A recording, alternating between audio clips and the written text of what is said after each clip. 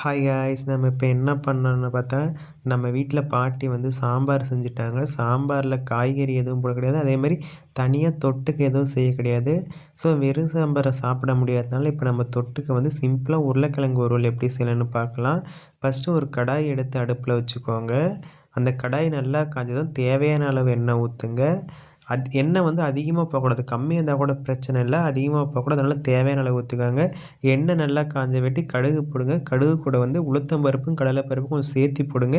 ஏன்னா கடலைப்பருப்பு வந்து பொரிஞ்ச வேட்டி அதை எடுத்து சாப்பிட்றதுக்கு கொஞ்சம் நல்லாயிருக்கும். ஒவ்வொரு பைட்டும் இருக்கும். கடலைப்பருப்பு நல்லா பொரிஞ்ச வேட்டி நம்ம வந்து எடுத்து வச்சுக்கிற பூண்டு போட்டுக்கலாம். இப்போ நல்லா கடுகு பொரிஞ்சிட்டு இப்போ வந்து 4 பூண்டு எடுத்து தட்டி வச்சுருக்கேன். உருளைக்கிழங்கு வந்து சில பேருக்கு வந்து வாயு சேராது. அதனால் கண்டிப்பாக வந்து நம்ம பூண்டு போடணும். இன்னொன்று என்னென்னா இது வந்து கொஞ்சம் டேஸ்ட் தூக்கி கொடுக்கும். அதனால் வந்து 4 பூண்டு தட்டி வச்சுருக்கேன். அதை இப்போ வந்து சேர்த்துக்கலாம். பூண்டு வந்து கொஞ்சம் எண்ணெயில் நல்லா டீப் ஃப்ரை ஆகட்டும். அப்போ தான் வந்து பூண்டோட வாசம் வந்து உருளைக்கிழங்குல வந்து அந்த அரோமா நல்லாயிருக்கும். வாசமாக இருக்கும் சாப்பிட்றதுக்கு. பூண்டு நல்லா பொரிஞ்சிருச்சு. இப்போ கட் பண்ணி வச்சுக்கிட்டு 2 உருளைக்கிழங்கு சேர்த்துக்கலாம்.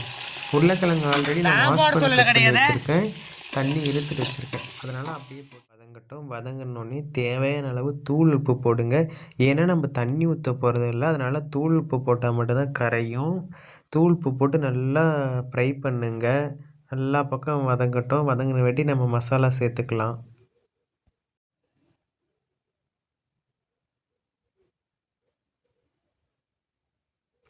உருளைக்கிழங்கு வந்து நல்லா ஃப்ரை ஆயிடுச்சு. இப்போ நம்ம தேவையான அளவு மசாலா சேர்த்துக்கலாம்.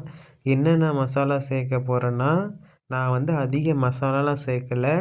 3 மசாலா மட்டும்தான் சேர்க்க போகிறேன். உருளைக்கிழங்கு வெந்துருச்சான்னு கொஞ்சம் நல்லா அதை நசுக்கி பார்த்தா தெரியும். என்னென்னா தேவையான அளவு வந்து மிளகாத்தூள், அப்புறமேட்டு கொஞ்சம் ஃப்ரெண்ட்ஸ் இது கொஞ்சம் நல்லா இருக்குது. டேஸ்ட்டாக இருக்கும். சிக்கன் மாதிரியே இருக்கும்.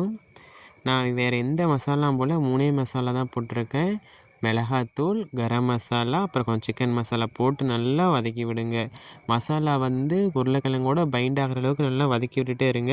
நீங்கள் வதக்க தான் மசாலா வந்து உருளைக்கிழங்கோட ஒன்றோட ஒன்று நல்லா கிரேவி மாதிரி வரும். கிரேவி மாதிரி வந்து மசாலா வந்து உருளைக்கிழங்கோட நல்லா ஒட்டிக்கும். அப்போ தான் சாப்பிட்றது ரொம்ப நல்லாயிருக்கும். வந்து நல்லா உருளைக்கிழங்கோட பைண்ட் ஆயிடுச்சு. நல்லா வதக்கிட்டே இருந்ததுனால தான் இப்படி வந்திருக்கு. சுவையான எளிமையான 3 மசாலா. நம்ம வீட்டில் சாதம், சாம்பார், நம்ம வதக்கின சுவையான உருளைக்கிழங்கு வச்சு சாப்பிட்றது நல்லாயிருக்கு. இது தயிர் சாதம், ரசம் சாதம், எல்லா சாதத்துக்கும் தொட்டுக்க சூப்பராக இருக்கும்.